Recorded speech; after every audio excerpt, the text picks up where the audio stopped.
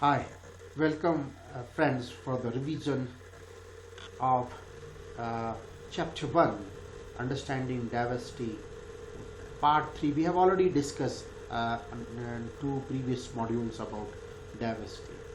So here we'll be discussing more about diversity in India. So uh, under the learning goals, we'll be discussing diversity in India, cultural diversity, composite culture, what it is, unity in diversity, and at last, some fun activity for you. So, as you know, that India displays great variety in respect of the people's attire, their mother tongue, and the religion they profess. But we are all Indians, and none of the differences stand in the way of our nationhood. Our love for the motherland is like the love of a child for its mother. So wonderful lines. You need to realize this. So diversity in India, as you know, India is a vast country with mountains, rivers, plains, deserts, etc. So there is a difference in climate from region to region. Some areas like the south and northeast of India receive plenty of rainfall. So a lot of diversities are there. Look at the map over here. You will find the image also. A lot of diversities are shown over here. Of right from the top of the country, Jammu and Kashmir, till the Kanyakumari over here, eastern part of the country and the western part of the country. Lot of diversities you will find in terms of physiography also. So there is a difference in climate from region to region. Some areas like the south and northeast of India receive plenty of rainfall. So this area, the northeastern part of the country and the southern part of the country receives plenty of rainfall. The desert, but as compared to these two areas, the desert part of the country, India receives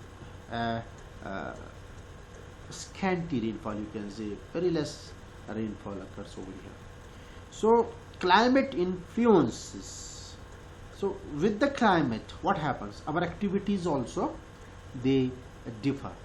So climate influences occupations and cultural life of the people. Clothes, food, dress, music, folk dance, etc. all are affected by climate. So all our activities, if we talk about Jammu and Kashmir, top header part of the topmost part of our country, if you talk about Tibet, you will find a totally different activity. People live over here, they live a different type of life, you can say. If you go to the western part of Rajasthan, a total different activities you will find, a different type of lifestyle they live over here.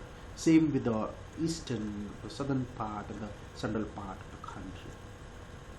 So in terms of climate influences occupations and cultural life of the people, clothes, food, dress, music, folk dance, etc. all are affected.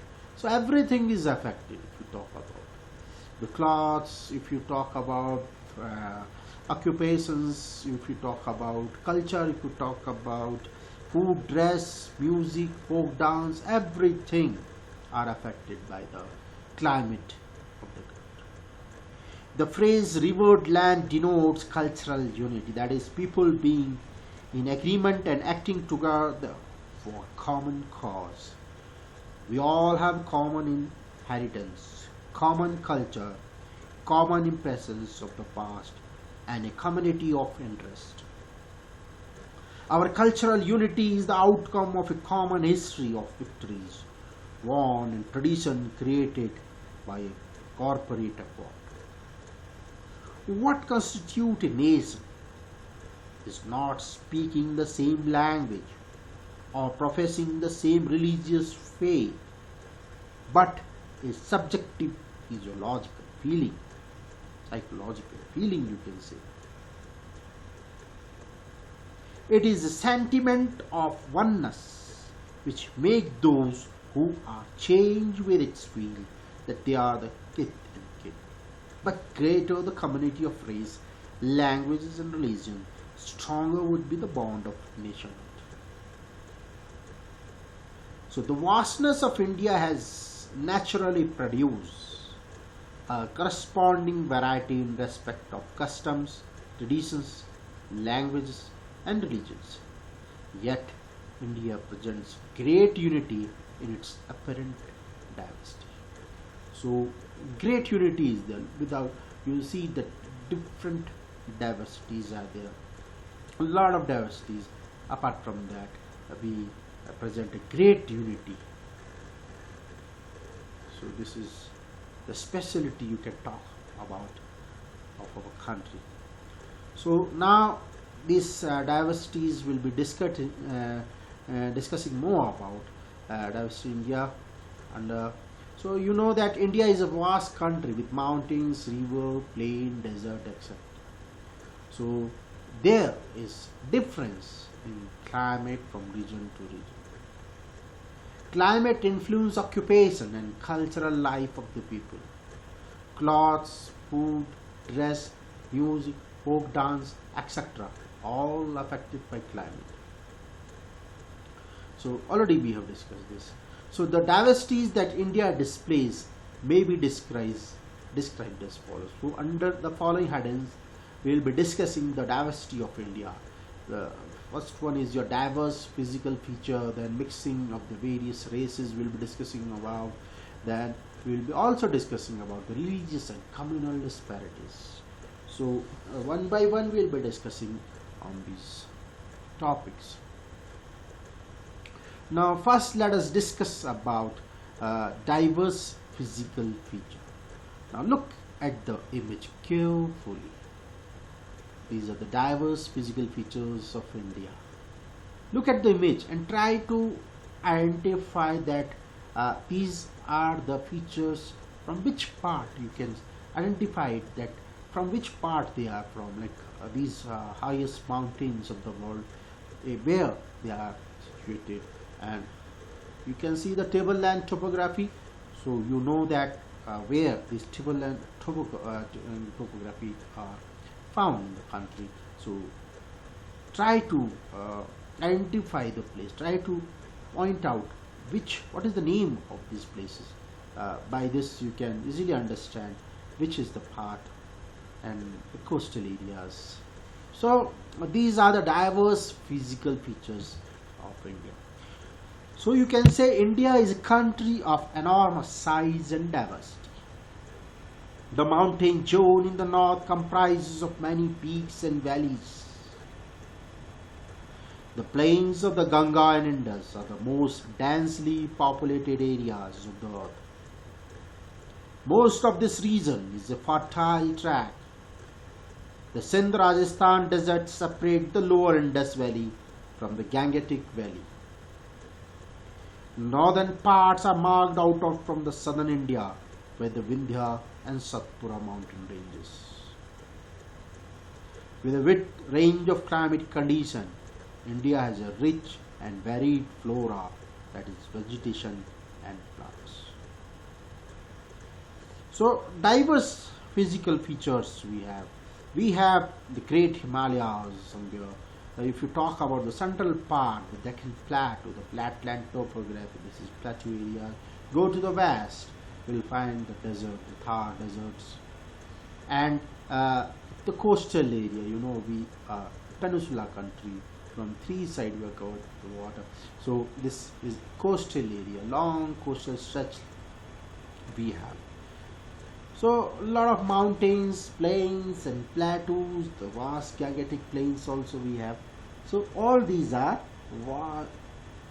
diverse physical features of India, you can cross. So I hope now you have understood about the diverse physical features of India. Now let us talk about the mixing of the various races. Let us understand what does it mean. So look at the image carefully. Look at the image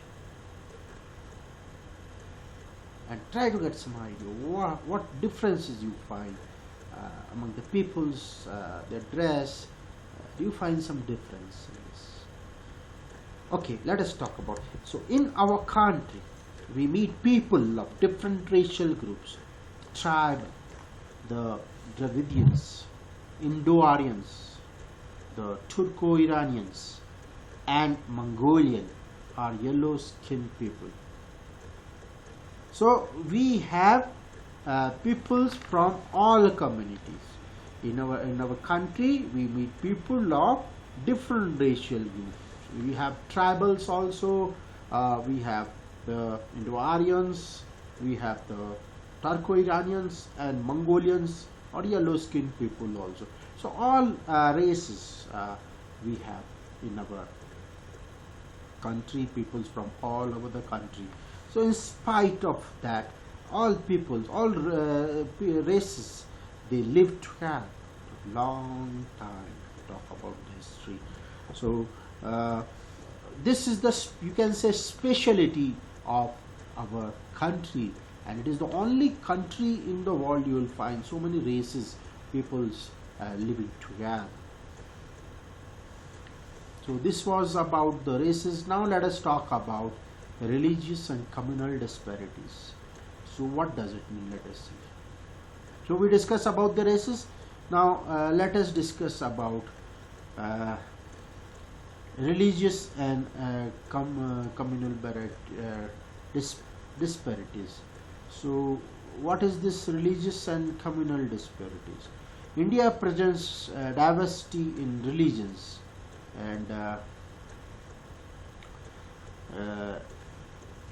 and communal spheres also. So there is an undercurrent of religious unity among the various religious sects in the country. The worship of Vishnu and Shiva, though under different name, as widespread in north as in south. Even then we can find all the world religious and people of various communities: the Hindus, Muslims, Sikhs, Christians, Parsis, and the Buddhists. So India is a museum, you can say, of various cults and creeds. So all kind of religious people been living in the country. So this is the speciality of our country, that people from all religious group, they are living over here. And you can give an example that it is the only country in the world with so many religion people living in harmony in the country. Now let us discuss. So I hope you have understood about the religious and communal disparities. Now let us talk about the varieties of language. Under the cultural diversity, we will talk about variety of languages, diversity in cuisines, diversity in religion. So all this we will discuss. Now variety of language, let us discuss. So you look at the image carefully, you will find different languages spoken. We have already discussed about different languages spoken in our country in our previous module. So now you know that the living languages of India represents three great families of human speech. So the living language of India represents three great families of human speech. The Indo-Aryan family includes mainly Hindi, Marathi, Gujarati, Odia, Assamese, and Punjabi, each having a great impact of Sanskrit literature. The intermingling of Persian Arabic words with Hindi led to the evolution of a language known as Urdu. The Dravidian family includes the major languages of South India: Tamil, Telugu, Kannada, and Malayalam. The third family includes the various dialects spoken by the tribal people. Multiplicity of languages enriched Indian culture in many ways. First writers in India did produce a vast and varied body of literature, both religious and secular.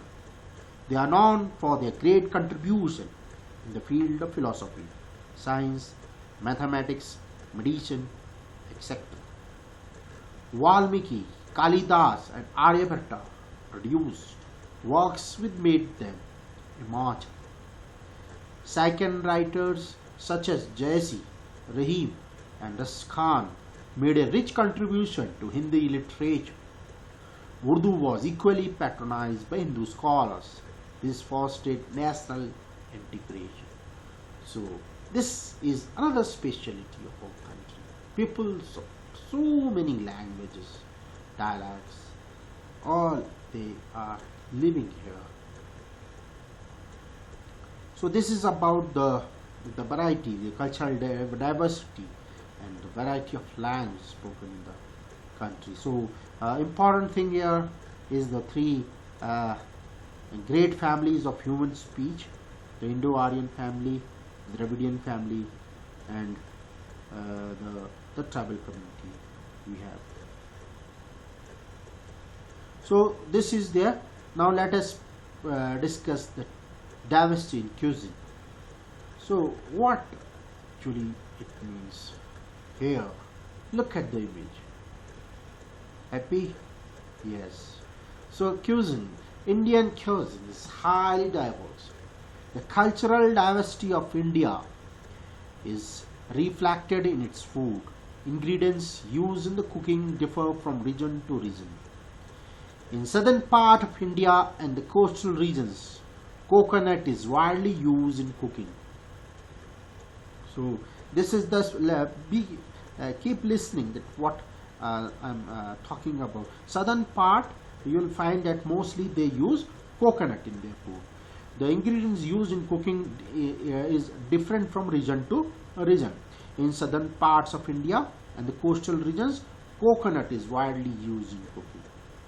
In North India, coconut is hardly used in cooking. Wheat is the staple food of North and the West, while rice is consumed mostly in the southern and eastern part of India. Coastal areas of Bengal, Maharashtra, Kerala heavily on fish and other seafoods. So they heavily rely on these coastal areas on fish and other seafoods. Different kinds of breads, you can talk about naan, roti, paratha, etc. made from wheat are common in North India. For protein, vegetarians rely on a wide range of pulses, both whole and split, and dairy products. Dairy products including milk, cream, yogurt, buttermilks, and cheese you can talk about are also consumed in India. So you know that we have so many food, and this is due to the different religious people culture they have over here in the country, and due to that you can see difference in the food also of the peoples. You talk about Jammu and Kashmir, you will have a different food over there. Talk about the southern part of the country, different food you will have to taste with, and eastern part again different food, and if you go to western part, a totally different food style you will have. So all this is the specialty of our country. Now let us talk about diversity in religion. So what is diversity in religion? So India is a land of religions, saints, rivers and holy places. Look at the image carefully. Different religions you will find in the country. But one important thing of, all we are united. United we stand, you can say. The different great peoples, says one example, Mahatma Buddha.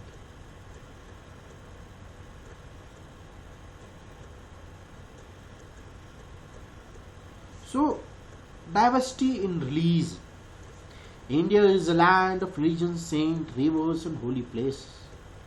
There are probably more religions and sects in India than anywhere else on the earth.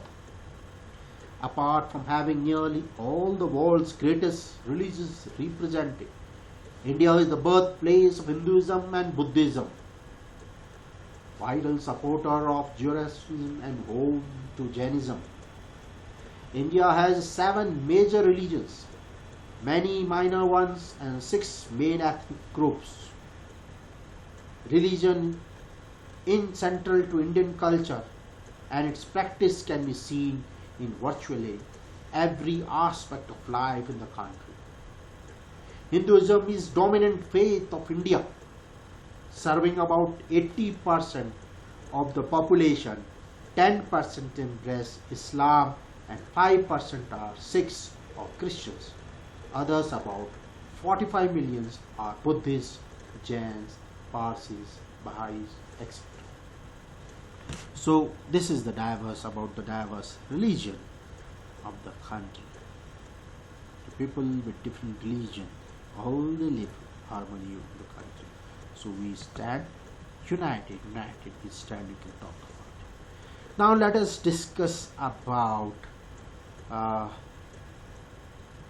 the composite culture. What does this composite culture actually mean, and how do we explain composite culture?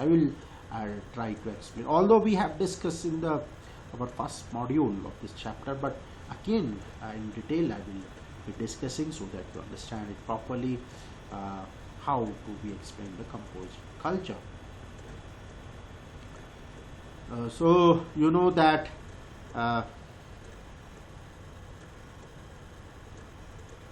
the people in our country, India, you can say that India may be described as a museum of cults and creeds, customs and cultures, faiths and tongues, racial types and social system. But in spite of these differences, there is a basic unity in thinking, feeling and living conditions of India. So how do we explain this composite culture? So Indians have a common inheritance, common history and common impressions of the past. Pandit Jawaharlal Nehru designated the culture of India as a composite culture that is made up of several different trends, traditions and influences. The Aryans and the Dravidians, no doubt, laid the basis of Indian culture, but the influence of the Greek after Alexander's invasion can also be seen in the field of sculpture, astronomy and mathematics.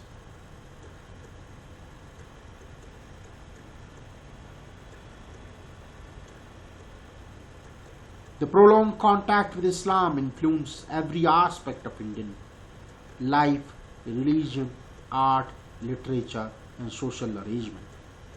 During the last 200 years, the thought and culture of the West to influence Indians greatly. The culture of India was thus shaped by a vast number of factors. The geographical conditions of India have gone a long way in building the social, economic and cultural life, and lent it color and variety. The people living in various regions of the country behave differently. They have different lifestyle, dresses, eating habits, language, music, religious faiths. Example, living of people in northern plains is quite different from the living of people in mountainous areas or coastal areas. Because of the natural and geographical diversification, the people of various regions lead diversified life. Now let us try to understand what we mean when we say that historical and geographical factors influence the diversity of a region. So this is very important. So the geographical factors, how historical and geographical factors influence the diversity of a region. So we can do this by reading about life in two different parts of the country. So we have taken an example of West Bengal and Jammu and Kashmir. In detail, we will be discussing how differentiation and the geographical location of these states. Can you differentiate the geographical location of this state, and how does historic geographical factor influence the diversity of a region? So with these two examples of these two states, Jammu and Kashmir and West Bengal, we will try to understand the composite culture, and this is how we can explain the composite culture of the country. So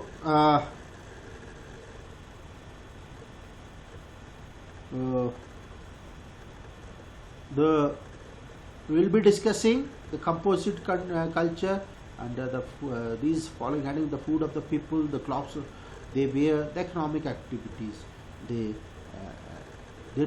perform. Now let us talk about the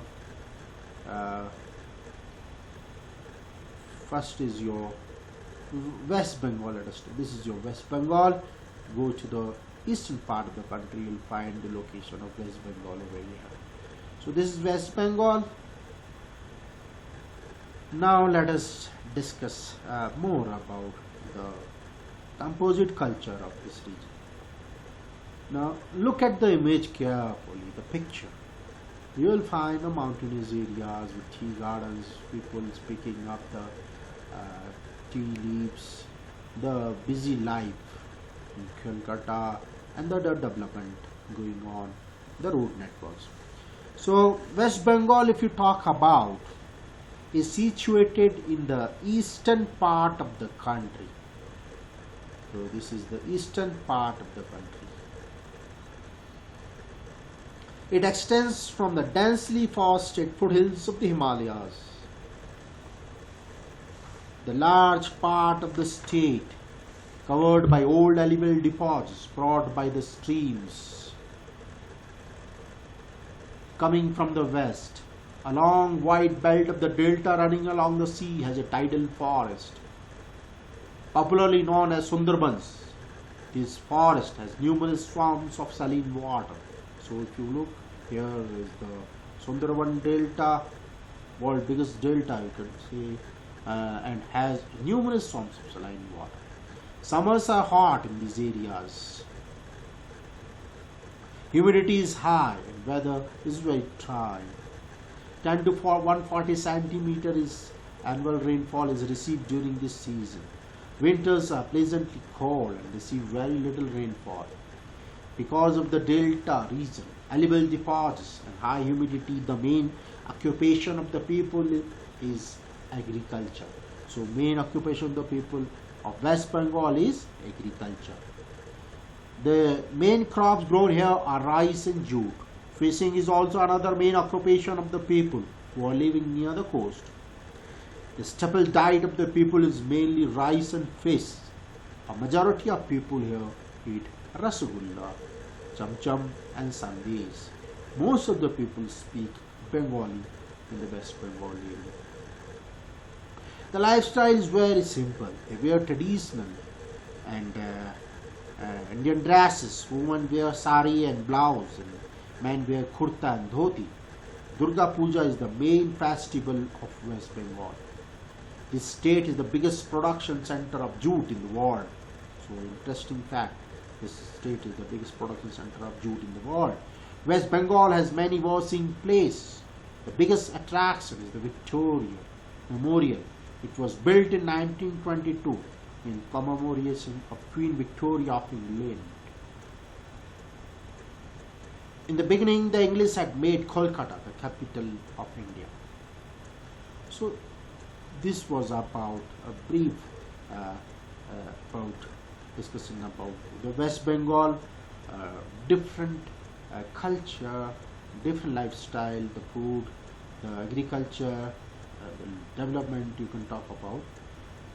We have seen. Now let us talk about life in the valley of Kashmir. So valley of Kashmir, everybody knows about it. It is situated in Jammu and Kashmir. Look at the map over here. This is your Jammu and Kashmir, and a state in the north part of India. It is surrounded by the loftiest Himalayas over here. North, the valley has a fertile alluvial soil, cool temperate climate, and irrigation facilities. This supports a fairly dense population. Winters being severely cold, agricultural activity is mainly restricted to the summer season. The valley is drained by the river Jhelum. Small boats moved by oars and commonly known as sikaras carry passengers on the rivers. So look at the picture carefully. You'll see the differences in the lifestyle of the people of Kashmir are totally, you can see frozen areas are there, a lot of ice, snowfall is famous for the famous Daljeen, loftiest Himalayas. It is also famous for the apples, that is apple over here, the special food of Jammu and Kashmir. So rice and maize are the major crops over here. Saffron, kesar is and temperate fruit crops are distinctive products of the valley of Kashmir. So saffron, and temperate fruits are produced there. The western part of the valley has a significant concentration of apple orchards. So mostly in the western part of Jammu and Kashmir you have apple orchards. The wood, being soft of the walnut tree, is used for making fancy articles. So walnut trees wood is mainly used for making fancy articles. The valley produces a sizable quantity of mulberry silk. People are engaged in doing embroidery work, pashmina shawls and handicrafts.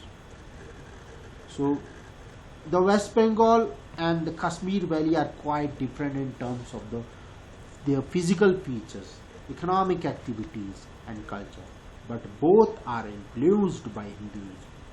They love their tradition. They have feeling of nationalism. So this both the state, although they are different in various ways, they are different in their economic activity and culture, but both are influenced by Hinduism. So they love their tradition. They have feeling of nationalism. So this was an example to understand the composite culture of the country. Now let us talk about unity in diversity.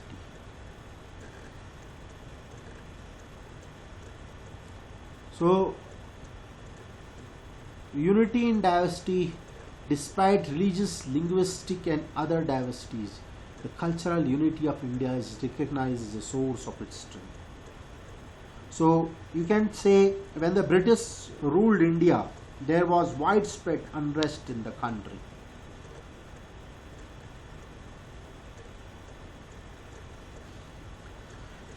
The extremists were out for a virtual war against the British. The revolutionaries had stepped up their violent activities. The Indians had no faith in the British government. They believed that the people of India could get their rights not by prayers, petitions and appeals, but only through the attainment of Swaraj. For this they worked together to decide joint access. They went to jail together and found different ways to oppose the British. Interestingly, the British government adopted repressions measures to curb this call for total independence from foreign rule.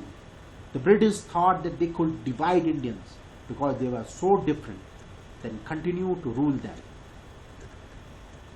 But the people's sentiments did not die. The people showed how they could be different and yet be united in the battle against the British. So here is a song which was sung after the Jallianwala Bagh massacre in Amritsar, in which a British general died with the troops entered the park and blocked the only exit. Without any warning, he ordered the troops to fire. This indiscriminate firing lasted for 10 minutes. The 1600 rounds killed about 1000 people and injured another 2000, including women, children and old people. It was a calculated massacre.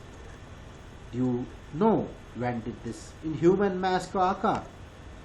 It was 13th April 1990.